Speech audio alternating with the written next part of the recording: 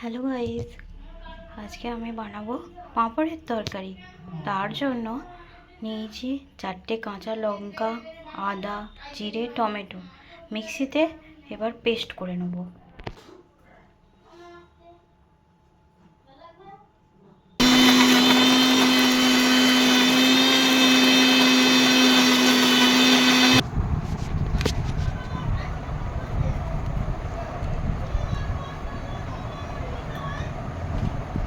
এরপর কড়াই পরিমাণ মতো সরষের তেল দিলাম,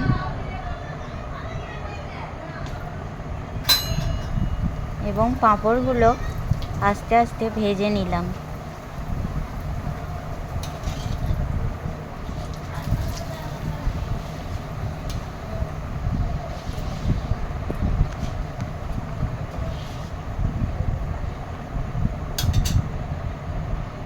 একটা একটা করে পাঁপড়গুলো সব ভেজে নিলাম।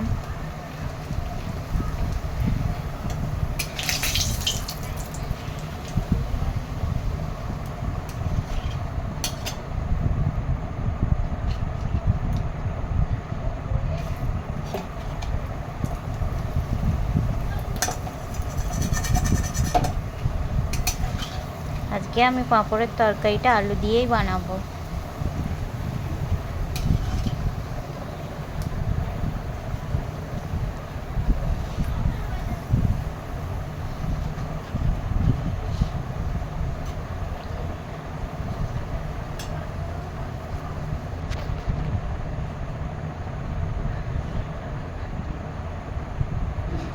সব পাঁপড়গুলো আমার ভাজা হয়ে গেছে। এবার কড়াইতে আরও একটু তেল দেবো, দিয়ে ডুমো ডুমো করে কাটা আলুগুলো তেলেতে দিয়ে দেব। নুন আর অল্প হলুদ গুঁড়ো দিয়ে ভালো করে লাল লাল করে ভেজে নেব।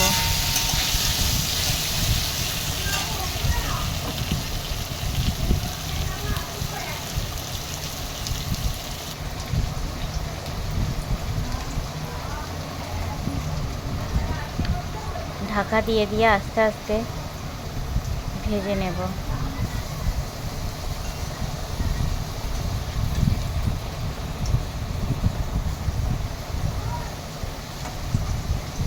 আলুগুলো লাল লাল করে ভাজা হয়ে গেছে, এবার তুলে নেব।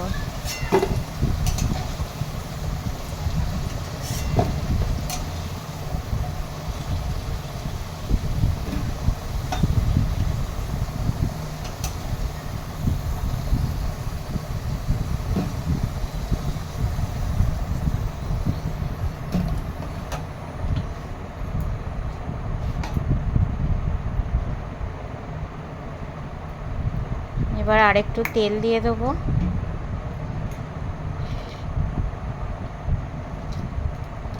তারপর গোটা জিরে, শুকনো লঙ্কা ও অল্প পরিমাণে চিনি দেব। ফোড়নটা লাল হওয়া পর্যন্ত অপেক্ষা করব।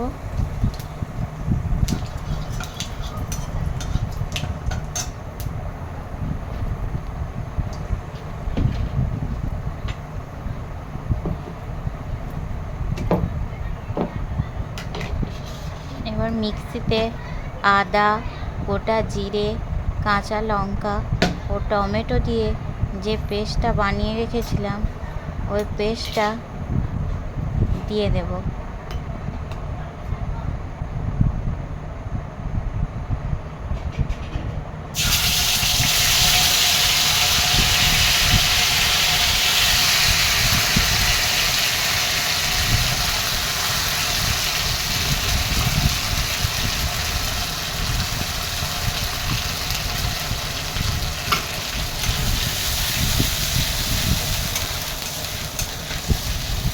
ভালো করে মশলাটা কষিয়ে নেব।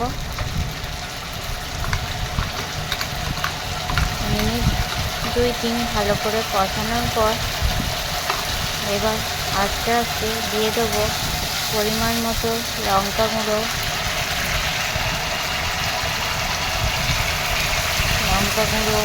হলুদ গুঁড়ো, জিরে গুঁড়ো, ধনে গুঁড়ো।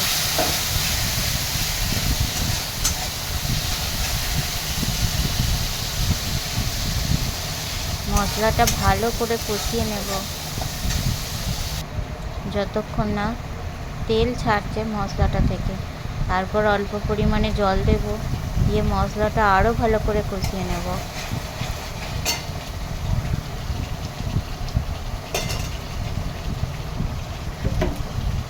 এবার আলুগুলো দিয়ে দেব, আলুর সাথে মশলাটা ভালো করে কষিয়ে নেব।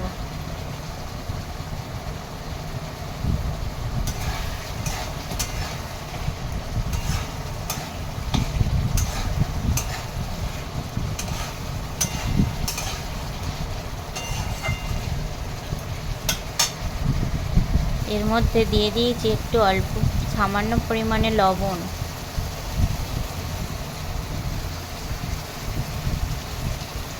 আলুর সাথে মশলা ভালো করে কষিয়ে নেব। মশলাটা থেকে তেল ছেড়ে গেছে, এবার পরিমাণ মতো জল দিয়ে দেব।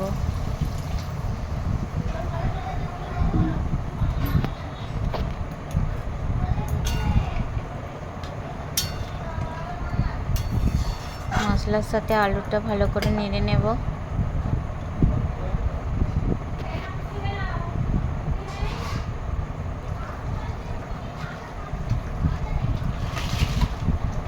মশলাটার সাথে আলু ফুটতে শুরু করেছে, এবার দিয়ে দেবো ভেজে রাখা পাঁপড়গুলো। আলুটা তেলে ভাজার সময় আলুটা তখনই 90% সেদ্ধ হয়ে গিয়েছিল। এবার পাঁপড় দিয়ে একটু ঢাকা চাপা দিয়ে দেব।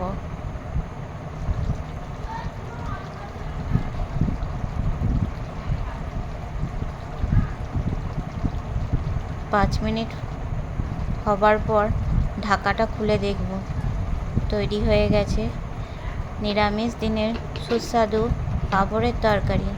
দিয়ে দিলাম অল্প পরিমাণে গরম মশলার গুঁড়ো।